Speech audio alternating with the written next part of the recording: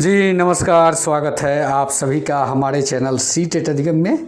दोस्तों, आज की इस वीडियो में हम लोग बात करेंगे प्रीवियस ईयर क्वेश्चन। जी हाँ, जैसा कि आप लोग जानते हैं कि 3 परीक्षा हुई पीपीएससी टीआरई 3 में, उसमें से अगर आप मिलान करेंगे तो लगभग 25% क्वेश्चंस जो रिपीटेड क्वेश्चन थे, यानी कि टीआरई 2 में जो भी क्वेश्चन पूछे गए हैं, तो टीआरई फर्स्ट में 2 परीक्षाएं प्राइमरी का हुई, जिसमें से एक परीक्षा जो हुआ महिलाओं के लिए और एक परीक्षा पुरुषों के लिए।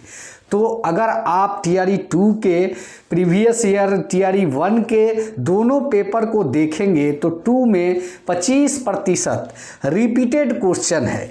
जी हाँ, उसी के अकॉर्डिंग यह अनुमान लगाया जा रहा है कि अब तक 3 परीक्षाओं का जो क्वेश्चन पेपर है उसको टीआरई 3 में हो सकता है कि इस बार 30 से 35% रिपीट कर जाए। जी हाँ दोस्तों, इस वीडियो को पूरा देखिएगा क्योंकि यह सेशन बहुत ही अच्छा होने वाला है।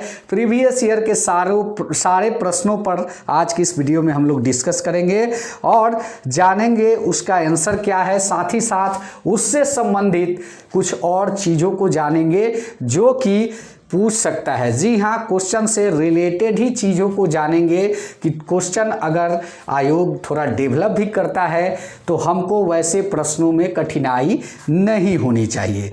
तो चलिए बिना देर किए हुए वीडियो की शुरुआत करते हैं और जानते हैं कि क्या है वो प्रीवियस ईयर के आंसर और उससे रिलेटेड कुछ टॉपिक। जी हाँ, वीडियो अच्छा लगे चैनल को भी सब्सक्राइब कीजिएगा और दोस्तों के साथ शेयर भी कीजिएगा। सबसे पहले आपको स्क्रीन पे दिख रहा होगा कि प्रश्न संख्या जो 47 से हम लोग आज जीएस के पेपर को करने वाले हैं। तो प्रश्न संख्या 47 का जो प्रश्न है उसको देखते हैं। धातु के निष्कर्षण में निम्नलिखित में किसका उपयोग किया जाता है? पहला ऑप्शन है कोक, दूसरा है पेट्रोलियम, तीसरा है कोलतार और डी है उपयुक्त में से एक से अधिक और उपयुक्त में से कोई नहीं। जी हाँ दोस्तों, अगर हम बात करें इस ऑप्शन का सही आंसर क्या होगा तो इसका सही आंसर कोक होगा।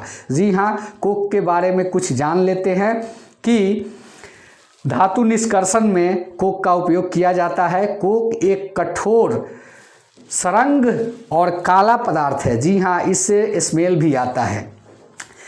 यह कार्बन का लगभग शुद्ध रूप होता है और बेरवादार कार्बन का सबसे शुद्धतम रूप जो होता है वो होता है क्या? काजल। उसमें कोई रवा नहीं होता, कोई अणु नहीं होते। जी हाँ, साथ ही साथ जानेंगे कि इससे संबंधित जो है कोलतार के बारे में दिया हुआ है। तो कोलतार एक अप्रिय गंध वाला गाढ़ा द्रव होता है। यह लगभग 2000 कार्बनिक पदार्थों का मिश्रण होता है।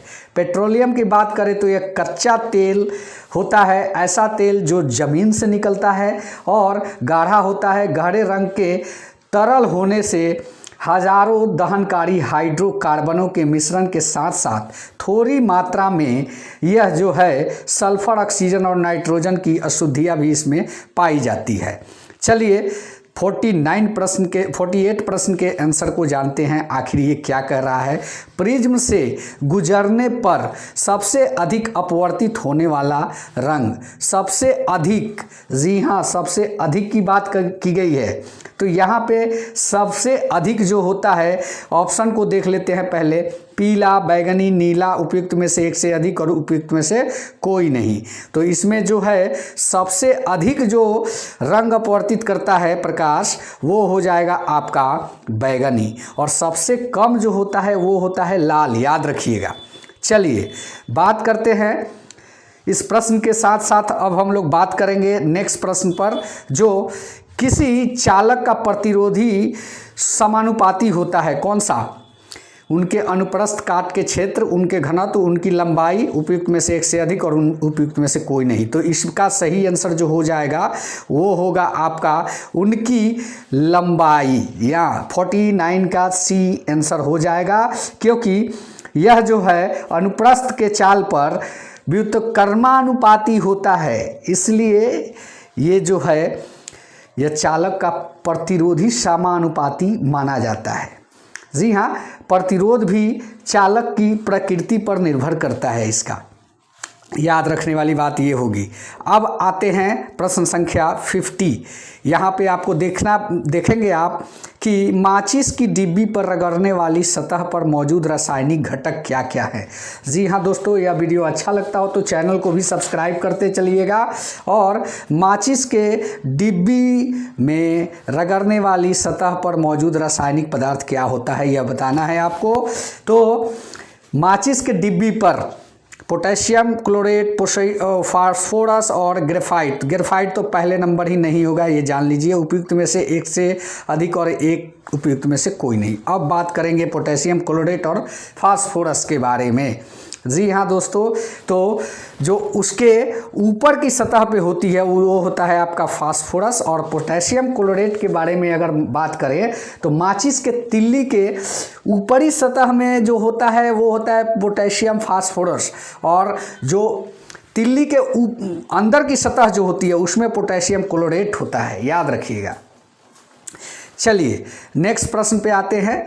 नेक्स्ट प्रश्न की बात करते हैं। निम्नलिखित में से कौन सा अल्कोहल पेय पदार्थ है। ये एक ऐसा प्रश्न है जिससे अल्कोहलिक यानी कि शराब में भी उपयोग उसका हो सकता होगा। प्रश्न संख्या 11। मेथनॉल, हेक्सनॉल, एथेनॉल उपयुक्त में से एक से अधिक, उपयुक्त में से कोई नहीं। तो मेथनॉल जो है एक सॉल्वेंट है, इसको जो है केमिकल में यूज किया जाता है। पाउडर का सफाई के लिए मेथनॉल को सॉल्वेंट माना जाता है, तो ये नहीं होगा। पहले नंबर तो ये मेथनॉल नहीं होगा। हेक्सनॉल भी नहीं होगा। एथेनॉल जो है इसका सही आंसर है 51 का, तो 51 का एथेनॉल होगा। एथेनॉल एथिल अल्कोहल का साधारण रूप है। इसका साधारण रूप एथिल अल्कोहल है और उसे हम लोग शराब भी कहते हैं। जी हाँ, ये शराब का ही रूप। एथेनॉल का रासायनिक सूत्र होगा C2H5 और जो है इसमें C2H5 और OH होगा। OH मेथनॉल का यह रासायनिक सूत्र है, याद रखिएगा। C2H5OH इसका रासायनिक सूत्र है। सेशन को एक बार प्लीज़ लाइक करते चलिएगा आप लोग। बड़ा मेहनत लगता है बनाने में। किसी ईंधन की क्षमता के संदर्भ में व्यक्त की जाती है। क्या व्यक्त किया जाती है? उसके घनत्व, उसके कैलोरी मान, उसकी मात्रा। उपयुक्त में से एक से अधिक, उपयुक्त में से कोई नहीं। तो 52 का सही आंसर क्या होगा? उसके कैलोरी मान का क्षमता को व्यक्त किया जाता है। जी हाँ दोस्तों, यहाँ पे इसका आंसर सही यही होगा। और बात करेंगे नेक्स्ट प्रश्न की।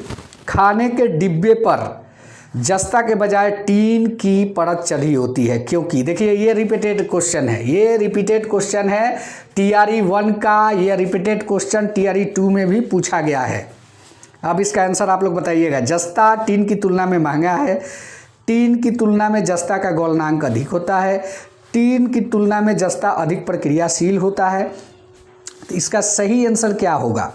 तो इसका सही आंसर जो होगा वो होगा आपका टीन की तुलना में जस्ता अधिक प्रक्रियाशील होता है।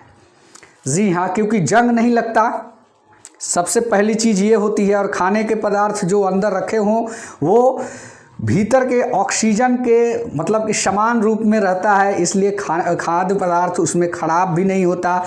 इसलिए 53 का सही आंसर C हो जाएगा। अब बात करते हैं निम्नलिखित में से कौन सी पारंपरिक सिंचाई है। जी हाँ, यह सेशन अच्छा लगता हो तो चैनल को सब्सक्राइब करते चलिएगा। प्रश्न संख्या 54 पे आते हैं। निम्नलिखित में से कौन सी पारंपरिक सिंचाई की पद्धति नहीं है पूछ रहा है। यहाँ याद रखिए, यहाँ पे नहीं वाला पूछ रहा है। खंदक प्रणाली, चेन प्रणाली और ड्रिप प्रणाली। तो इसमें आपका जो होगा वो सही आंसर होगा आपका कि ड्रिप प्रणाली जो है वो सिंचाई की पारंपरिक प्रणाली नहीं है। खंदक प्रणाली यानी खड्डों से जो है जल को निकाला जाता है। चेन प्रणाली वो होती है जो कुएं से चेन के और जो है वो क्या कहते हैं बैरिंग समझते होंगे, काठ का बैरिंग लगाया रहता है, उस चेन के माध्यम से पानी को खींच के खेतों में डालते हैं, वो प्रक्रिया है। तो दोनों ही प्रक्रिया जो है पारंपरिक है। और ड्रिप प्रणाली जो है नई प्रणाली के तहत आती है, पाइप के माध्यम से खेती करते हैं, उसको कहते हैं। चलिए, मानव गुर्दे मानव गुर्दे की कोशिका लिंग अनुपातों की संख्या कितनी होती है? 1 जोड़ा, 2 जोड़ा, 3 जोड़ा। तो मानव गुर्दे का सही आंसर 1 जोड़ा मानव गुर्दा होता है मनुष्य में। मानव कान का श्रवण परास क्या होता है? 20 हर्ट्ज से 20,000 हर्ट्ज तक का होता है। इससे ऊपर गया तो मानव स्पष्ट रूप से सुन भी नहीं सकता, याद रखिएगा। चलिए, निम्नलिखित में से किसके उच्चतम होती किसमें उच्चतम ऊर्जा होती है? ये देखिए, एक प्रश्न आया, वो प्रकाश और ऊर्जा से ही आया। हमने आपको बैगनी बताया था, लेकिन इसमें बैगनी कहीं ऑप्शन दिख नहीं रहा है, इसलिए उसके बाद वाला ऑप्शन ही सही हो जाएगा। तो यहाँ पे हम प्रश्न संख्या 57 के बारे में जान लेते हैं कि 57 जो कह रहा है, निम्नलिखित में से किसमें उच्चतम ऊर्जा होती है? नीला प्रकाश, लाल प्रकाश, पीला प्रकाश। उपयुक्त में से एक से अधिक और उपयुक्त में से कोई नहीं। तो यहाँ पे हम आपको सीरियल वाइज इसको बता देते हैं कि पहले बैगनी होता है, दूसरा इंडिगो होता है, तीसरा नीला होता है, चौथा हरा होता है, पांचवा पीला होता है, छठा नारंगी होता है, सातवां लाल होता है। तो यहाँ पे अगर आप बात करें तो इसमें 3 नंबर वाला ऑप्शन जो दिख रहा है पीला प्रकाश, ये आपका सही आंसर होगा, क्योंकि बैगनी और इंडिगो इसमें है ही नहीं। तो प्रश्न संख्या 57 का सी सही हो जाएगा। चलिए, पेंसिल लेड बनाने के लिए किस पदार्थ का उपयोग करते हैं? तो पेंसिल जो बनता है ग्रेफाइट का यूज होता है, सब लोग जानते हैं। तो इसमें ग्रेफाइट का यूज होता है। और नेक्स्ट प्रश्न की बात करेंगे। नेक्स्ट प्रश्न जो आपको आपके स्क्रीन पे दिखेगा, वो दिखेगा कि प्रकाश की एक किरण दर्पण पर 30 डिग्री का कोण आपतित होती है। तो अभिलंब और परावर्तित किरणों के बीच का कोण क्या होगा? तो मान के चलिए कि ये प्रकाश की किरण यहाँ पे आती है और ये 30 का कोण बनाती है। मान के चलिए सीधी रेखा 90 बनाएगी और इधर भी 90 बना, तो यहाँ पे एक ये 30 का कोण बनाती है, तो बचेगा वो तो 60 ही बचेगा ना। 90 माइनस 30 किया जाएगा तो 60 ही बचेगा, तो 60 डिग्री का कोण बनाएगी। यानी कि इसका बी ऑप्शन सही हो जाएगा। आप लोग देख सकते हैं, बी ऑप्शन इसका सही आंसर होगा। अच्छा लगता हो तो इस वीडियो को लाइक जरूर कीजिएगा आप लोग। आहार नली की दीवारों के संकुचन और विस्तार को क्या कहेंगे? स्थानांतरण नहीं कहेंगे, वाष्पोत्सर्जन नहीं कहेंगे, क्रमानुकुंचन कहेंगे। क्रमांक के हिसाब से वो सीरियल धीरे धीरे नीचे की तरफ उतरती है। तो इसका 60 का सी ऑप्शन सही हो जाएगा। मस्तिष्क, यहाँ जी हाँ दोस्तों, ये सब पूछे हुए प्रश्न है प्रीवियस ईयर के। मस्तिष्क के कौन सा भाग रक्तचाप को नियंत्रित करता है? पहला ऑप्शन है रीढ़ की हड्डी, खोपड़ी, हाइपोथैलेमस, कार्ड, खोपड़ी, सेरेब्रम, पोन्स, मेंडुला, सेरेब्रम। उपयुक्त में से एक से अधिक, उपयुक्त में से कोई नहीं। अब बात करते हैं, अब यहाँ ऑप्शन के हिसाब से अगर आप देखें तो आप देखेंगे कि पहला ऑप्शन जो है इसमें हाइपोथैलेमस दिया हुआ है। ये शरीर के ताप को कंट्रोल करता है। रक्तचाप दूसरा चीज हुआ, ब्लड प्रेशर वो हुआ। तो यहाँ पे 61 का सही आंसर होगा सी नंबर, पोन्स, मेडुला और सेरेब्रम। जी हाँ, पोन्स, मेडुला और सेरेब्रम रक्तचाप को नियंत्रित करता है। पोन्स ब्रेन स्टेम का एक हिस्सा है और यह अग्र मस्तिष्क और सेरेब्रम के बीच के संकेतों को संचारित करता है। जी हाँ दोस्तों, चलिए नेक्स्ट प्रश्न के बारे में जानते हैं। निम्नलिखित में से कौन सा सबसे कम घर्षण उत्पन्न करेगा? जी हाँ, आप देख पा रहे होंगे, आपको दिख रहा होगा कि पहला ऑप्शन है फिसलन, रोडिंग और स्थैतिक। सबसे कम घर्षण कौन बनाएगा? फिसलन में घर्षण बनेगा, कम बनेगा, ये मानते हैं, लेकिन इसमें सबसे कम पूछ रहा है, ध्यान दीजिएगा। सबसे कम, जी हाँ, सबसे ज़्यादा का जहाँ तक सवाल है वो आपका हो जाएगा स्थैतिक घर्षण सबसे ज़्यादा होगा, और उसके बाद फिसलन होगा, उसके बाद रोलिंग होगा। क्योंकि स्लिप करता है आदमी तो घर्षण तो होता है लेकिन कम होता है, लेकिन सबसे कम पूछ रहा है तो फिसलन घर्षण जो है, रोलिंग घर्षण जो है, बी ऑप्शन 62 का बी सही हो जाएगा। और स्थैतिक का मतलब हुआ समान पृथ्वी पे किसी चीज़ का फिसलना, वो ज़्यादा होता है। चलिए, नाबार्ड के अध्यक्ष कौन है? के सीतारमन, भवेश गुप्ता, साजी केवी और उपयुक्त में से एक से अधिक, उपयुक्त में से कोई नहीं। प्रश्न संख्या 63 का आंसर आप लोग दीजिएगा। नाबार्ड के अध्यक्ष कौन है? तो नाबार्ड के अध्यक्ष जो है वो हैं आपके साजी केवी। प्रश्न संख्या 63 का सी सही आंसर होगा। साजी केवी जो है नाबार्ड के वर्तमान अध्यक्ष है और नाबार्ड की स्थापना 12 जुलाई 1982 को किया गया था। यही 2 पॉइंट इसमें जान लीजिए, क्योंकि हम भी जितना जानते हैं उतना ही बता पाएंगे। अब बात करेंगे कि इटली के प्रधानमंत्री का नाम जॉर्जिया मेलोनी है। चलिए,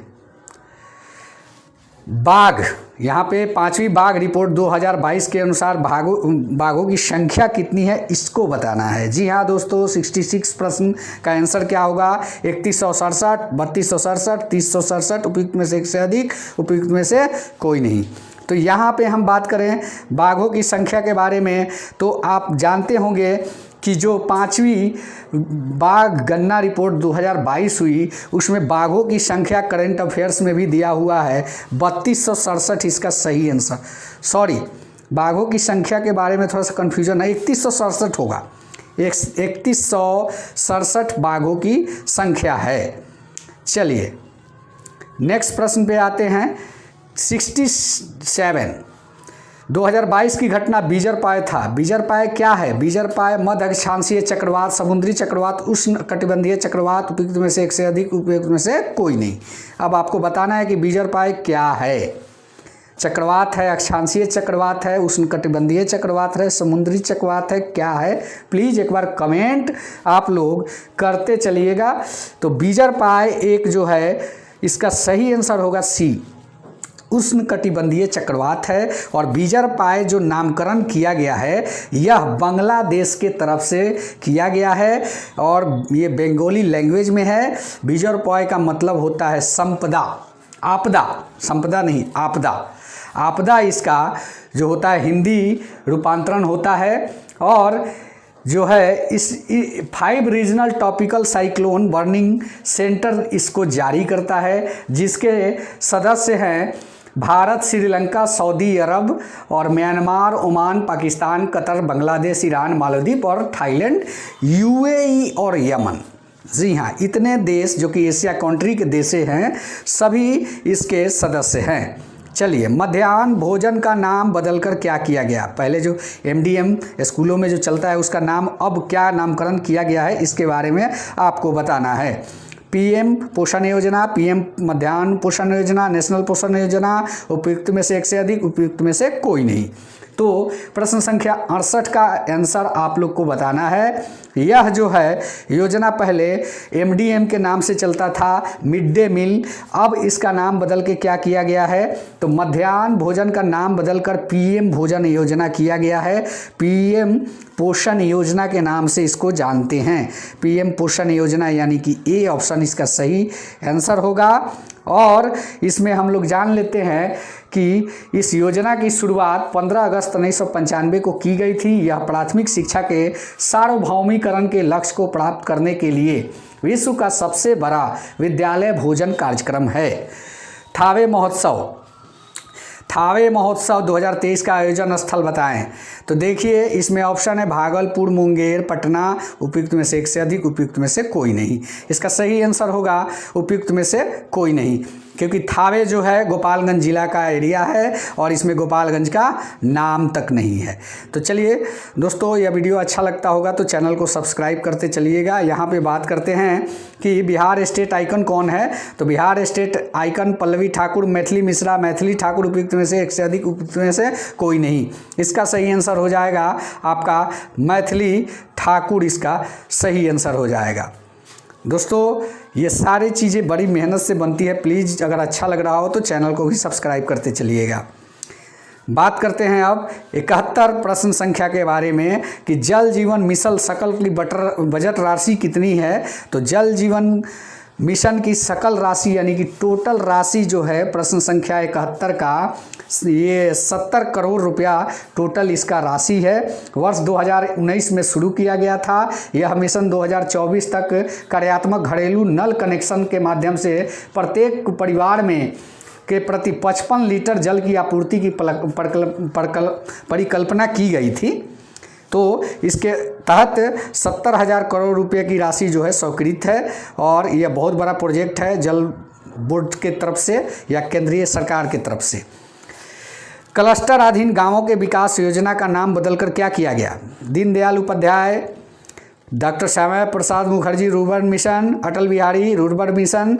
इसका सही आंसर होगा B, doctor Shyama Prasad Mukherjee rurban mission के नाम से इसको जानते हैं।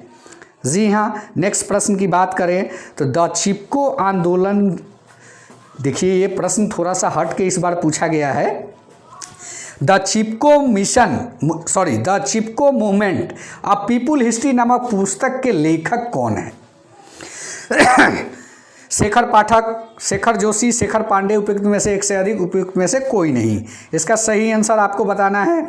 तो इसका सही आंसर जो हो जाएगा 73 का सही आंसर जो हो जाएगा ये हो जाएगा आपका शेखर पाठक इस पुस्तक के लेखक थे। जी हाँ, अब बात करते हैं कि ब्रेल लिपि दिवस कब मनाया जाता है। जी हाँ, ब्रेल लिपि लुई ब्रेल के जन्मदिन के आधार पर मनाया जाता है। तो ये कब मनाया जाता है आप बताइए। लुई ब्रेल एक जो थे, इनको साइंटिस्ट कह सकते हैं, स्टूडेंट कह सकते हैं, एक बालक कह सकते हैं, जिन्होंने खुद अंधा रहते हुए भी अंधों के लिए एक तकनीक का जो है मतलब इन्वेंशन किया, खोज किया, जिसे हम लोग ब्रेल लिपि के उन्हीं के नाम के रूप में जानते हैं, ब्रेल लिपि। इनका जन्म जो हुआ 4 फरवरी को हुआ। 4 फरवरी 1809 ईस्वी में इनका जन्म हुआ था।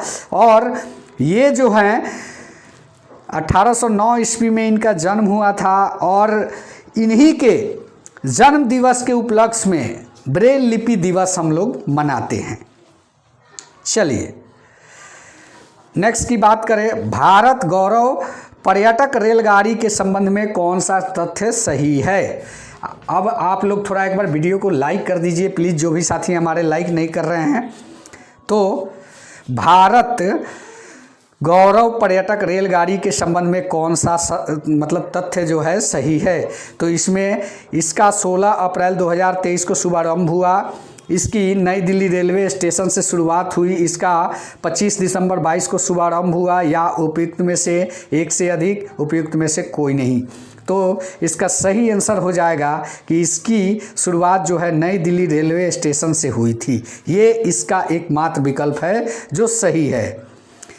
हाँ, अब बात करते हैं अज्ञात शवों के डीएनए का डाटाबेस रखने वाला भारत का प्रथम राज्य कौन है? जी हाँ, अज्ञात शवों के डीएनए के बारे में हिमाचल प्रदेश, गोवा, मध्य प्रदेश, उपयुक्त में से एक से अधिक, उपयुक्त में से कोई नहीं। तो इसमें आप लोग जान लीजिए कि इसका डाटाबेस जो रखा प्रश्न संख्या 76 का ए यानी हिमाचल प्रदेश इसका डाटाबेस तैयार किया। इस डाटाबेस को बनाने की प्रक्रिया जो शुरू हुई 2022 में, अब तक अज्ञात शवों का 150 डीएनए का डाटाबेस तैयार किया जा चुका है। चलिए नेक्स्ट के बारे में बात करते हैं। आसियान 2023 के शिखर सम्मेलन का आयोजक देश कौन सा है? 77 का मलेशिया, थाईलैंड, इंडोनेशिया, उपयुक्त में से एक से अधिक, उपयुक्त में से कोई नहीं। तो इसका सही आंसर जो हो जाएगा वो होगा इंडोनेशिया, सही आंसर है। 78 प्रश्न नंबर 78 के बारे में हम लोग बात करें तो आप लोग देखें कि 10 मई 2023 को पीटर्सबर्ग क्लाइमेट डायलॉग सम्मेलन की मेज़बानी करने वाले देश का नाम पूछा जा रहा है। प्रश्न संख्या 78 का पोलैंड, जर्मनी, इटली, उपयुक्त में से एक से अधिक, उपयुक्त में से कोई नहीं। तो यहाँ पे जो सही आंसर होगा 78 का वो होगा जर्मनी। जर्मनी मेज़बानी करने वाला देश था। चलिए नेक्स्ट की ओर चलते हैं। अब आया सूर्य क्या है? तारा है, ग्रह है, क्या है? बताना यही है, लेकिन इसमें कलर पूछ रहा है। 79 थोड़ा सा घुमा दिया है प्रश्न को। तो सूर्य पीला तारा है, लाल तारा है, श्वेत तारा है, क्या है? उपयुक्त में से एक से अधिक, उपयुक्त में से कोई नहीं। तो देखिए इसमें अगर वास्तविकता की बात की जाए तो सूर्य तो एक श्वेत तारा है, लेकिन हम लोग जो देखते हैं वो क्या देखते हैं, पीले तारे के रूप में देखते हैं। इसलिए 79 का ये ऑप्शन सही हो जाएगा, पीला तारा। जी हाँ, सूर्य एक पीला तारा है। सूर्य जो कि सौरमंडल का जन्मदाता एक तारा है जो ऊर्जा और प्रकाश को प्रदान करता है। सूर्य की ऊर्जा का स्रोत उसके केंद्र हाइड्रोजन के परमाणुओं का नाभिकीय संलयन द्वारा हीलियम परमाणुओं से बदलना, यही उसके ऊर्जा का स्रोत है। और सूर्य का द्रव्यमान का लगभग 70% भाग हाइड्रोजन और 27.4% भाग हीलियम और शेष अन्य तत्वें पाई जाती हैं। चलिए नेक्स्ट प्रश्न की बात करते हैं। अब आते हैं ग्लोब के बारे में। तो ग्लोब पर 1 डिग्री के अंतराल पर खींची गई अक्षांश रेखाएं कितनी हैं? देखिए, इसमें कन्फ्यूजन क्लियर कर लीजिए आप लोग। सबसे पहले पूरे ग्लोब की बात करें तो जब खींचेंगे, अब अगर सारे को गिनेंगे तो ये संख्या हो जाएगी अक्षांश, जो इसका जो क्या बोलते हैं विषुवत रेखा जो है, विषुवत रेखा पे जब इसको गिनेंगे आधा आप अगर जब इसको बांट देंगे तो आपको पता चलेगा कि ये रेखाएं जो है, ये रेखाएं 90 इधर और 90 इधर हो जाएंगी, तो यानी कि 180 होंगी। लेकिन बीच वाली रेखा को पकड़ लेंगे 181 होगी। लेकिन अब ये पूछ क्या रहा है कि ग्लोब पर, तो ग्लोब में ये रेखा आपको इंकित किया हुआ नहीं मिलता है, यानी कि इसमें से 2 कम कर दीजिए। 2 कम कीजिएगा तो कितना होगा, 179 होगा। इसका सही आंसर जो होगा, इसका सही आंसर जो होगा 179, ए ऑप्शन सही है। चलिए नेक्स्ट प्रश्न के बारे में बात करते हैं। कोसी समुद्र तल की ऊंचाई से कितनी है, यही तो पूछ रहा है। और एवरेज हाइट कितनी है कोसी मैदान की? कोसी का मैदान जो है उसकी एवरेज हाइट कितनी है? तो समुद्र तल से 81 नंबर प्रश्न, 300 मीटर, 150 मीटर, 30 मीटर, उपयुक्त में से एक से अधिक, उपयुक्त में से कोई नहीं। तो इस प्रश्न का सही आंसर जो होगा 30 मीटर होगा। 30 से 40 मीटर का अनुमान कोसी मैदान समुद्र तट की औसत ऊंचाई का लगाया जाता है। और पूरे बिहार की समुद्र तल से ऊंचाई कितनी है? 53 मीटर, मात्र 53 मीटर की ऊंचाई पे है बिहार है। और फीट में बात करें तो 173 मीटर। चलिए नेक्स्ट की बात करते हैं अब। प्रश्न संख्या 82, जीवाश्मों के आधार पर मानव की उत्पत्ति का केंद्र अफ्रीका, रिफ्ट घाटी, मध्य एशिया, जेरूशलेम और उपयुक्त में से एक से अधिक, उपयुक्त में से कोई नहीं। तो प्रश्न संख्या 82 का जो सही आंसर है, जीवाश्मों के आधार पर मानव की उत्पत्ति का केंद्र दक्षिण अफ्रीका की रिफ्ट घाटी को जाना जाता है। जी हाँ, चलिए, हालांकि वीडियो बड़ा ना हो इसलिए हम थोड़ा तेज़ी में ही चल रहे हैं, आप लोग को भी अच्छा लग रहा होगा। 2 समुदाय के मध्य सांस्कृतिक संपर्क बनाने के लिए क्या कहते हैं? तो देखिए यहाँ पे एनकल्चरेशन लिखा है। देखिए कितना हिंदी में कितना कन्फ्यूजन क्रिएट होता है। एनकल्चरेशन, तो कल्चर लिखने के लिए हम लोग सी का ही उपयोग करते हैं, तो सी के आगे एन तो कभी नहीं लगेगा, तो ये ऑप्शन पहले ही गलत हो गया। अकल्चरेशन, कल्चर्स रेल्म, उपयुक्त में से एक से अधिक, उपयुक्त में से कोई नहीं, तो पहला तो ऐसे ही गलत है। और कल्चरल रेल्म होगा नहीं, बी ऑप्शन सही आंसर है इसका। बरौनी तेल शोधक किस जिले में है? सहरसा, बेगूसराय, मधुबनी। तो बरौनी जो है बेगूसराय जिले के अंतर्गत आता है, इसका सही आंसर यही होगा, बेगूसराय। चलिए नेक्स्ट की बात करते हैं। टिहरी बांध परियोजना संबंधित है किससे? नियतिवादी विचारधारा, संभववादी विचारधारा, वैज्ञानिक नीतिवादी विचारधारा। देखिए ये कन्फ्यूजन का ऑप्शन दे दिया है। प्रश्न संख्या 85 का सही आंसर आप लोग बताइए। इसका सही आंसर 85 का सही आंसर, जी हाँ दोस्तों, टिहरी बांध परियोजना एक संभववादी विचारधारा की से संबंधित है। चलिए, निम्नलिखित में से कौन सी उड़ीसा की स्थानांतरण कृषि कही जाती है? मतलब जैसे झूम की खेती उड़ीसा में जिस प्रकार से की जाती है, तो उसको उड़ीसा के भाषा में क्या कहते हैं, यही पूछ रहा है। पोंडू पेंडा व्यवहार क्या कहा जाता है? तो हम यहाँ पे आपको बताते चले प्रश्न संख्या 86 का कि उड़ीसा में पोंडू के नाम से जाना जाता है। उड़ीसा ही नहीं, उत्तर प्रदेश में भी इसको पोंडू के नाम से ही जाना जाता है। और बेवर और दाहिया जो है मध्य प्रदेश में इसके मतलब झूम की खेती को नाम से जाना जाता है। झूम की खेती को बेवर और दहिया के नाम से मध्य प्रदेश में जाना जाता है। और बात करें कि यह ढलान खेती है, आप लोग को तो इसके बारे में और कुछ तो मालूम ही है, ज़्यादा कुछ करने की ज़रूरत नहीं है। बलूचिस्तान में चलवासी तंबू क्या कहलाता है? किजसी, कलांग, कुलूफ, उपयुक्त में से एक से अधिक, उपयुक्त में से कोई नहीं। तो यहाँ पे 87 का सही आंसर जो होगा इसका किजसी, बलूचिस्तान में किजसी नाम से इसको जाना जाता है। चलिए अब नेक्स्ट की बात करें, प्रश्न संख्या 88। प्रश्न संख्या 88, बिहार के किस जिले में रेशमी वस्त्र का उत्पाद सर्वाधिक होता है? मधुबनी पेंटिंग के लिए मशहूर है, औरंगाबाद आप लोग को बताया ही, और भागलपुर सूती वस्त्र रेशम वस्त्र उद्योग के लिए जाना जाता है, और इसे जो है सिल्क सिटी के नाम से भी जाना जाता है। निम्नलिखित में से कौन सी उड़ीसा की ये तो हो गया। अब यहाँ पे आते हैं, जनसंख्या घटने से मानव भूमि अनुपात क्या होगा? मान के चलिए कि इस भूमि पे जनसंख्या जो है मानव का है, अगर यहाँ से अगर एक एक करके ये घट जाता है तो कहने का मतलब कि यह भूमि क्या होगा? भूमि बढ़ जाएगा, खाली हो जाएगा। तो इसका सही आंसर वही तो है, बढ़ता है। बिहार के किस जिले में मक्का का उत्पादन सर्वाधिक होता है? सारण, सिवान, मुजफ्फरपुर। प्रश्न संख्या 90 का सारण में तो होता ही नहीं है, सिवान में नहीं, मुजफ्फरपुर में इसका सही आंसर होगा। चलिए नेक्स्ट प्रश्न 91 प्रश्न का जानते हैं। 91 क्या कर रहा है दोस्तों? वीडियो अच्छा लग रहा हो तो चैनल को ज़रूर से ज़रूर सब्सक्राइब करते चलिएगा। 1857 के विद्रोह के नेता कुंवर सिंह किस जिले से संबंधित है? ग्वालियर, मेरठ और जयपुर। तो आप लोग को पता है कि ग्वालियर से जो थे झांसी की रानी थी, मेरठ से वो गुरु नानक क्या नाम था, नानक देव थे, हाँ गुरु नानक थे, आत्माराम पांडुरंग जो थे उनके सेनापति थे, और जगदीशपुर के महाराज जो थे बाबू वीर कुंवर सिंह थे। चलिए अब बात करते हैं कि प्रश्न संख्या नेक्स्ट जो है 1876 में इंडियन एसोसिएशन की स्थापना किसने की? WC बनर्जी, शिशिर घोष, सुरेंद्रनाथ बनर्जी, और उपयुक्त में से एक से अधिक, उपयुक्त में से कोई नहीं।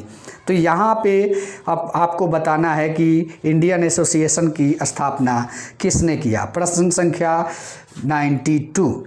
तो यहाँ पे इंडियन एसोसिएशन की स्थापना सुरेंद्रनाथ बनर्जी के द्वारा किया गया, और शिशिर कुमार घोष जो थे इंडियन लीग की स्थापना इन्होंने किया था। 1875 में उन्होंने इंडियन लीग की स्थापना की थी। चलिए नेक्स्ट प्रश्न पे आते हैं। विदेश में भारतीय राष्ट्रीय ध्वज को प्रथम बार किसने फहराया? ये तो सभी लोग जानते होंगे, मैडम भीकाजी कामा। चलिए नेक्स्ट प्रश्न पे आते हैं। अब्दुल कलाम आज़ाद के किस पत्रिका को संपादित किया गया था? अब्दुल कलाम आज़ाद के द्वारा किस पत्रिका को संपादित किया गया था? उसके एडिटर कौन थे? मतलब कि इनके बुक के नाम को बताना है। जमींदार, कॉमरेड, अल हिलाल, एक से अधिक, उपयुक्त में से कोई नहीं। तो यहाँ पे अल हिलाल जो है वो इनकी जो है पत्रिका थी, इसका संपादन उन्हीं ने किया था। और यहाँ बात करते हैं महात्मा गांधी, ये रिपीटेड क्वेश्चन है। महात्मा गांधी एंड बिहार सम रिमेनिसेंसेस के लेखक कौन है? डॉक्टर राजेंद्र प्रसाद, जयप्रकाश नारायण, कर्पूरी ठाकुर। 95 का आंसर आप लोग बताइएगा। 95। तो यहाँ पे महात्मा गांधी के इस जो उनकी जीवनी से संबंधित जो लिखे थे वो लिखे थे, इस बुक को डॉक्टर राजेंद्र प्रसाद के द्वारा यह बुक लिखी गई थी। ऑल इंडिया किसान सभा के अधिवेशन के अध्यक्ष कौन थे? नरेंद्र देव, सहजानंद सरस्वती, संपूर्णा देने, उपयुक्त में से एक से अधिक, उपयुक्त में से कोई नहीं। तो यहाँ पे जो थे ऑल इंडिया किसान सभा के पहले अधिवेशन के अध्यक्ष सहजानंद सरस्वती थे, और बिहार में भी किसान आंदोलन के अध्यक्ष सहजानंद सरस्वती ही थे।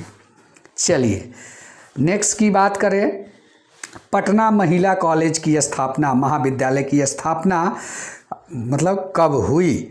तो ये 97 नंबर प्रश्न की आंसर आपका 1938, 1940, 1941, उपयुक्त में से एक से अधिक और उपयुक्त में से कोई नहीं। कौन सा आंसर होगा?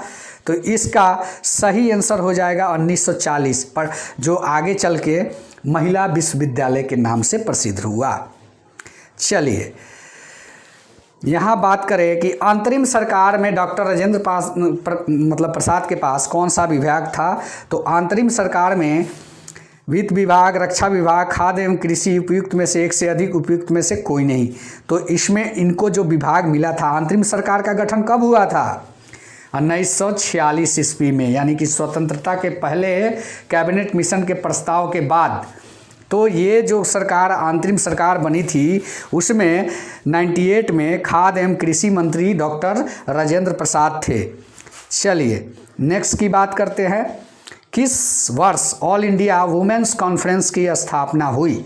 प्रश्न संख्या 99, 23, 25, 27, 1923, 1925, 1927, उपयुक्त में से एक से अधिक, उपयुक्त में से कोई नहीं। तो सीधी बात है कि यहाँ पे 99 का जो सही आंसर होगा 1927 ईस्वी में जो है ऑल इंडिया वुमेन्स कॉन्फ्रेंस की स्थापना की गई। वर्ष 1927 में अखिल भारतीय महिला सम्मेलन महिलाओं के शिक्षा को बढ़ावा देने के लिए शुरू किया गया था। चलिए नेक्स्ट की बात करते हैं। बंगाल विभाजन 16 अक्टूबर 1905 को किस रूप में मनाया जाता है? बायकाट, हड़ताल, शोक, उपयुक्त में से एक से अधिक, उपयुक्त में से कोई नहीं। उम्मीद है कि बहुत सारे लोग इसका आंसर जानते होंगे। शोक दिवस के रूप में इसको मनाया जाता है और रविन्द्रनाथ टैगोर के सुझाव पर संपूर्ण बंगाल में इसी दिन राखी दिवस एकता के बंधन के रूप में भी मनाया जाता है। किस आंदोलन के दौरान बिहार विद्यापीठ की स्थापना हुई? स्वदेशी आंदोलन, असहयोग आंदोलन, सविनय अवज्ञा, उपयुक्त में से एक से अधिक, उपयुक्त में से कोई नहीं। तो प्रश्न संख्या 101 का सही आंसर होगा जो वो आपका हो जाएगा असहयोग आंदोलन। ये असहयोग आंदोलन के दौरान ही बिहार विद्यापीठ की स्थापना हुई और महात्मा गांधी ने 6 फरवरी 1921 को पटना में स्थित बिहार विद्यापीठ का उद्घाटन किया था। चलिए अब यहाँ बात करें 1917 में चंपारण आने का निमंत्रण महात्मा गांधी को किसने दिया था? राजकुमार शुक्ला, जेबी कृपलानी, राजेंद्र प्रसाद, उपयुक्त में से एक से अधिक, उपयुक्त में से कोई नहीं। तो यहाँ सही आंसर क्या होगा आप लोग बताइए। तो यहाँ सही आंसर होगा जो वो हो जाएगा राजकुमार शुक्ल के निमंत्रण पे गांधी जी आए हुए थे बिहार। चलिए नेक्स्ट प्रश्न की बात कर लेते हैं। तो यहाँ पे आपको मिलेगा कि द व्हील्स ऑफ हिस्ट्री, ये भी रिपीटेड क्वेश्चन है। द व्हील्स ऑफ हिस्ट्री, इतिहास के पहिए के लेखक का नाम बताना है। लोकमान्य तिलक, राम मनोहर लोहिया, जयप्रकाश नारायण, एक से अधिक, उपयुक्त में से कोई नहीं। तो 103 का सही आंसर जो होगा वो हो जाएगा आपका राम मनोहर लोहिया के द्वारा ये पुस्तक लिखी गई थी। कहाँ पे लिखी गई थी? राम मनोहर लोहिया जो लिखे थे इसको, वो जिस समय यह लिखा गया वो टाइम पीरियड जो था 1934 के टाइम पीरियड पे यह लिखा गया था। चलिए बात करते हैं 104 के बारे में। निम्नलिखित में से भारत की स्वतंत्रता के प्रति मुस्लिम लीग के दृष्टिकोण के बारे में कौन सा कथन सही है? 104 देखिए यहाँ पे मुस्लिम लीग के बारे में पूछ रहा है। तो हम लोग मान के चले कि इसमें क्रिप्स मिशन 1942 का प्रस्ताव इस आधार पर स्वीकार कर दिया गया कि उनकी पाकिस्तान को मांग स्वीकार नहीं किया जाएगा। जी बात सही है। इस योजना के अंतर्गत 1945 में अस्वीकृत किया गया कि स्वतंत्र पाकिस्तान की मांग को यह कमज़ोर कर सकती है। इससे कैबिनेट मिशन के प्रस्तावों को अस्वीकार किया गया। 1946 में सीधी कार्रवाई का सहारा लिया गया। उपयुक्त में से एक से अधिक, उपयुक्त में से कोई नहीं। तो यहाँ पे 2 ऑप्शन ऐसे दिख रहे हैं जो कि कह रहे हैं कि प्रश्न का सही आंसर डी होगा। चलिए नेक्स्ट की बात करते हैं। नेक्स्ट आपके सामने दिख रहा है, ये भी प्रश्न बड़ा है। निम्नलिखित में से कौन सा भारत में मूल अधिकारों के बारे में सही है? 105 प्रश्न संख्या देखिए। 105 प्रश्न संख्या में कहा गया है कि निम्नलिखित में से कौन सा भारत में मूल अधिकारों के बारे में सही है। वे संवैधानिक सर्वोच्चता तथा विधायिका की सत्ता के मध्य संतुलन अद्वितीय घोषणा, सही बात है। वे लोगों के अधिकारों द्वारा देश की सुरक्षा के मध्य संतुलन का निर्माण करते हैं। वे न केवल राजनीतिक एवं कानूनी समानता के बल्कि सामाजिक समानता का भी निर्णय लेते हैं। तो यहाँ पे 2 ऑप्शन इसमें भी सही दिख रहा है, इसलिए डी ऑप्शन सही हो जाएगा। नेक्स्ट प्रश्न की बात करते हैं। अपराध और दोष सिद्धि के संबंध में भारतवर्ष के अंतर्गत निम्नलिखित में से कौन सा कदम सही है। भारत के संबंध में दोहरे दंड का प्रावधान नहीं पाया गया है और जो है संविधान में अपराध से आर्थिक दंड से सुरक्षा दी गई है और देश में उसी अपराध के लिए एक सरकारी कर्मचारी के विरुद्ध न्यायिक तथा विभागीय कार्रवाई की जा सकती है। तो 106 का भी जो है 2 पॉइंट सही मिल रहे हैं, इसलिए इसका भी डी ऑप्शन सही हो जाएगा। उम्मीद करते हैं कि यह वीडियो अच्छा लग रहा होगा। अच्छा लगता है तो चैनल को सब्सक्राइब करते चलिए। यहाँ पे बात करते हैं प्रश्न संख्या 107 के बारे में। भारतवर्ष में संघवाद के संदर्भ में निम्नलिखित में से कौन सा कथन सही है। एक अर्ध संघीय राज्य देश के अंतर्गत भारतीय संघवाद का परिणाम है। भारतीय संघवाद देश में एकल राज्य व्यवस्था स्थापित करता है। भारतीय संघवाद सुदृढ़ एकात्मक आधार के साथ क्षैतिज नहीं है। उपयुक्त में से एक से अधिक उपयुक्त कोई नहीं। चलिए, तो 107 का सही आंसर क्या होगा ये बताना है। इसमें जो है एक ही ऑप्शन सही है, एक अर्ध संघीय राज्य देश के अंतर्गत भारतीय संघवाद का परिणाम है।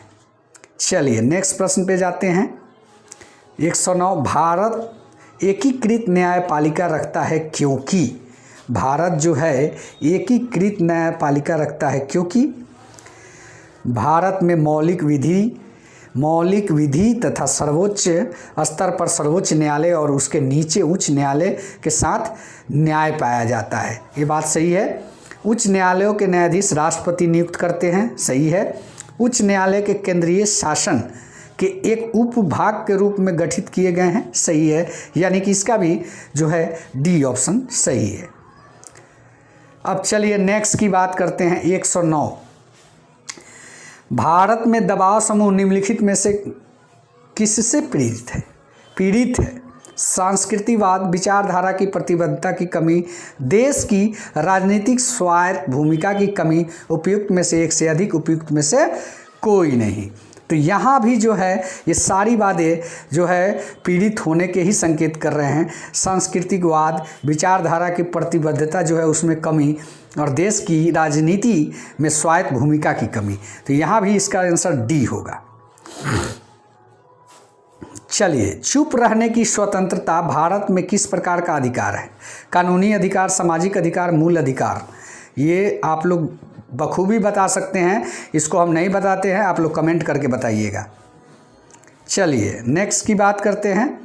नेक्स्ट प्रश्न में मिलान करने वाला है, इसको तो बोर्ड पे ही बताना पड़ेगा, लेकिन अगर ये जो है 112 नंबर के प्रश्न को हम लोग देख लेते हैं। 112 नंबर के प्रश्न को देखते हैं। निम्नलिखित में से भारत में किस जिला नियोजन समितियों का मुख्य उद्देश्य कौन सा था। भारत में जिला नियोजन समितियों का मुख्य उद्देश्य कौन सा था बताना है आपको।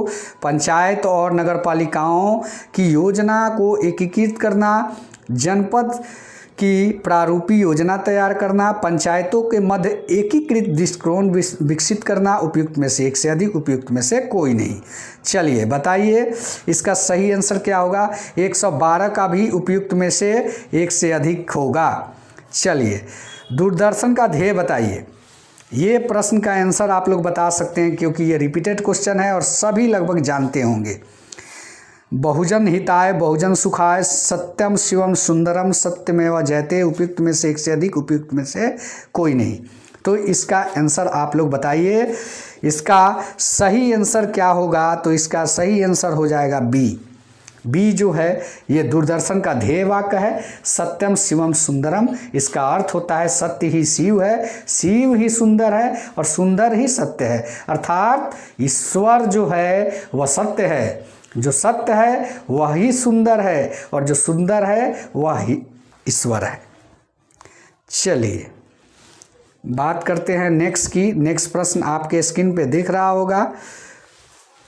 चलिए, भगवान महावीर वन्यजीव अभयारण्य कहाँ पर है? राजस्थान, मध्य प्रदेश, गोवा। उपयुक्त में से एक से अधिक, उपयुक्त में से कोई नहीं। सही आंसर होगा सी, क्योंकि यह पहले एक खेल का मैदान हुआ करता था, लेकिन बाद में इस पर जब पक्षियों का आना जाना चालू हुआ, लास्ट में इसे वन्यजीव अभयारण्य घोषित कर दिया गया, जो गोवा में है, महावीर वन्यजीव अभयारण्य। चलिए, दीनदयाल उपाध्याय प्रसिद्ध है? साम्यवाद, पूंजीवाद, एकात्मक मानववाद। उपयुक्त में से एक से अधिक, उपयुक्त में से कोई नहीं।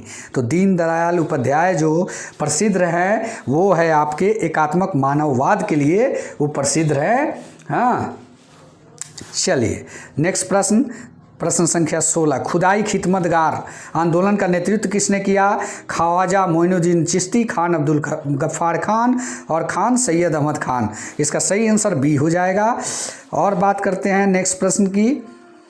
जनजातीय गौरव दिवस कब शुरू हुआ? जनजातीय गौरव दिवस कब से शुरू किया गया? तो इसका सही आंसर हो जाएगा, वो हो जाएगा आपका 15 अगस्त 2015, 2019, 2021। तो इसमें सही आंसर 15 नवंबर 2021 इसका सही आंसर होगा। चलिए नेक्स्ट की बात करते हैं। कौन सा राज्य सर्वाधिक बाजरा उत्पादन करता है? सब लोग मार देंगे हरियाणा और पंजाब, लेकिन यह नहीं होगा, राजस्थान इसका सही आंसर है। चलिए, शैल जीवाश्म में क्या पाए जाते हैं? अवसादी चट्टान, कायांतरित चट्टान, आग्नेय चट्टान, क्या पाया जाता है? शैल जीवाश्म में पाए जाने वाले चट्टानों को हम अवसादी चट्टान के रूप में जानते हैं, और पृथ्वी के तल में आग्नेय और रूपांतरित चट्टानों के अपरदन व निक्षेपण के फलस्वरूप यह अवसादी चट्टान निर्मित होते हैं। चलिए नेक्स्ट की बात करते हैं। चांप झील, अक्साबो झील कहाँ पाई जाती है? हिम नदों में, नदी घाटियों में, रेगिस्तानों में। उपयुक्त में से एक से अधिक और उपयुक्त में से कोई नहीं। तो ये 120 का सही आंसर होगा, नदी घाटियों में चांप झील पाई जाती है। दोस्तों वीडियो को आज एक बार आप लोग लाइक कर दीजिए, लाइक की कमी दिख रही है। नेक्स्ट प्रश्न की बात करें तो विश्व जल दिवस कब मनाया जाता है? 22 जनवरी, 22 फरवरी, 22 मार्च। उपयुक्त में से एक से अधिक, उपयुक्त में से कोई नहीं। तो इसका सही आंसर जो होगा वो हो जाएगा आपका 22 मार्च को विश्व जल दिवस के रूप में हम लोग मनाते हैं, और यह वर्ष 1993 से प्रति वर्ष 22 मार्च को आयोजित होने वाला विश्व जल दिवस मीठे पानी के महत्व पर केंद्रित कराता है। अब नेक्स्ट प्रश्न की बात करें। एक सिंघी गैंडा किस राज्य में है? जी हाँ, गुजरात, केरल, असम। उपयुक्त में से एक से अधिक, उपयुक्त में से कोई नहीं। तो ये सही आंसर इसका जो होगा वो होगा असम, काजीरंगा पार्क जिसमें यह पाया जाता है। 122 एक सिंघी गेंडा का गृह राज्य असम है। असम के काजीरंगा उद्यान में एक सिंघी वाला गेंडा मिलता है। जी हाँ, उसमें संख्या जो है गेंडों की कितनी है? 2600 से अधिक गेंडे हैं, लेकिन अब यह विलुप्त प्रजाति के श्रेणी में आता है, इसे रेड डाटा बुक में रखा गया है। चलिए नेक्स्ट की बात करें। बॉक्साइट का सर्वाधिक उत्पादन देश बताएं। Africa, Brazil, Australia. उपयुक्त में से एक से अधिक, उपयुक्त में से कोई नहीं। सही आंसर होगा ऑस्ट्रेलिया। सुनहरा रेखा, सुनहरा रेखा के बारे में, रेखा के बारे में आप लोग जानते होंगे। पटसन इसका सही आंसर होगा। जनसंख्या में परिवर्तन के 3 मुख्य कारण बताएं। जनसंख्या परिवर्तन में जन्म, मृत्यु, विवाह, इससे तो बढ़ेगा। जन्म, मृत्यु, प्रवास, जन्म, मृत्यु, जीवन प्रत्याशा। उपयुक्त में से एक से अधिक। तो यहाँ पे सीधी बात है, जो जन्म, मृत्यु, जीवन प्रत्याशा है, इसमें जो है कैसे जिए इस चीज़ की जानकारी है, जीने के तौर तरीके के बारे में है। और यहाँ जन्म मृत्यु विवाह ये तो कंटिन्यू चलने वाली प्रक्रिया है। इसके आधार पर तो जनसंख्या जो है बढ़ेगी ही, लेकिन जन्म मृत्यु प्रवास जो है ये इसका सही आंसर है। मानव गतिविधियों के कारण पर्यावरण में प्रतिकूल परिवर्तन कहलाता है। परिस्थिति का शांति तबाही, परिस्थिति क्षरण, उपयुक्त में से एक से अधिक, उपयुक्त में से कोई नहीं। तो 126 का जो सही आंसर होगा वो क्या होगा? प्राकृतिक क्षरण होगा।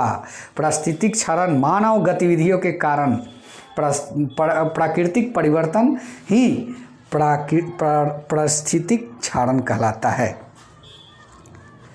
नेक्स्ट की बात करें, काले फेफड़े किस रोग से संबंधित है? किसान में नहीं होगा, कपड़ा उद्योग के श्रमिकों में नहीं होगा, उपयुक्त में से एक से अधिक, उपयुक्त में से कोई नहीं, बी इसका सही आंसर है। तेल स्लिक क्या है? तेल स्लिक एक बहुत ही मतलब ख़राब चीज़ है जो आप लोग जानते होंगे कि समुद्रों में जो यातायात के साधन है, कुछ तेल लिक्विड लीक करते हैं तो एक परत बनता है ऊपर, समुद्री सतह के ऊपर जो फिल्म बनता है तेल का, उसी को कहते हैं। इससे उसमें रहने वाले जीवों को ऑक्सीजन की मात्रा कम मिलती है, इसके कारण उनकी मृत्यु भी होती है, उनके लिए रहना वहाँ पे मुश्किल हो जाता है। चलिए, WWF यानी वर्ल्ड वाइड फंड पशु चिन्ह क्या है? लाल पांडा, विशालकाय पांडा, बाघ, टाइगर, उपयुक्त में से एक से अधिक, उपयुक्त में से कोई नहीं। इसका सही आंसर क्या है? सही आंसर इसका हो जाएगा कि विशालकाय पांडा। चलिए नेक्स्ट की बात करते हैं। शुद्ध पानी की तुलना में अशुद्ध पानी का क्वथनांक समान रहता है, बढ़ जाता है, घट जाता है, उपयुक्त में से एक से अधिक, उपयुक्त में से कोई नहीं। तो इसका सही आंसर जो होगा बढ़ जाता है, इसका क्वथनांक जो है बढ़ जाता है। अब बात करते हैं ओजोन छिद्र को अधिक स्पष्ट होता है कहाँ से? भूमध्य रेखा पर, कर्क रेखा पर, मकर रेखा पर, उपयुक्त में से एक से अधिक, उपयुक्त में से कोई नहीं। 131 का सही आंसर क्या होगा? यहाँ कहीं भी ये चीज़ कोई भी स्थिति स्पष्ट नहीं करती, ई इसका सही आंसर हो जाएगा। साबुन एवं डिटर्जेंट स्रोत का कार्बनिक प्रदूषण कैसे होता है? जैसे बताएं, ग्लिसरॉल, पॉलीफॉस्फेट, सल्फोनेट हाइड्रोकार्बन, एक से अधिक, उपयुक्त में से कोई नहीं। तो यहाँ 132 का सही आंसर बताना है आपको। तो ये सभी चीज़ें हैं जो जिम्मेवार है। ऑटोमोबाइल निकास एग्जॉस्ट का सबसे खतरनाक प्रदूषक क्या है? तो आपको पता है पारा होगा नहीं, वायु प्रदूषक, जो कि उसमें जो धुआं निकलता है उसमें तो पारा की मात्रा होती ही नहीं है, कैडमियम भी नहीं होता है, सीसा होता है, यानी सी उसका लेड। 133 का लेड सही हो जाएगा। 134 अधिक ऊंचाई पर उबलते हुए पानी में सब्जियां पकने में अधिक समय लेती है, इसका मुख्य कारण बताएं। जैसे स्थानों पर, ऊंचे स्थानों पर पानी ज़्यादा तापमान पर उबलता है, ऊंचाई पर उबलते हुए पानी का तापमान घट जाता है, ऊंचे स्थानों पर हवा में ऑक्सीजन की मात्रा घट जाती है, उपयुक्त में से एक से अधिक, उपयुक्त में से कोई नहीं। तो 134 का जो सही आंसर होगा वो क्या होगा आपको बताना है। तो इसका सही आंसर जो हो जाएगा वो होगा ऊंचाई बढ़ने पर उबलते हुए पानी का तापमान घट जाता है। अब यहाँ पे आप जो है सब्जी का बना रहे हैं, रखे हुए हैं पानी, और यहाँ इसका फ्लेम जो है जल रहा है, इसके बीच में इतना गैप है, तो वहाँ तक जाने पर तापक्रम जो है तो घट ही जाएगा ना, सीधी बात है। तो ये लॉजिक है। तो उम्मीद करता हूँ कि ये वीडियो आप लोग को अच्छा लगा होगा। अच्छा लगा है चैनल को सब्सक्राइब करें। ऐसे ही लॉन्ग टर्म के वीडियो अगर आप खोज रहे हैं करेंट अफेयर्स के, तो आप लोग कमेंट कीजिए, हम डालेंगे।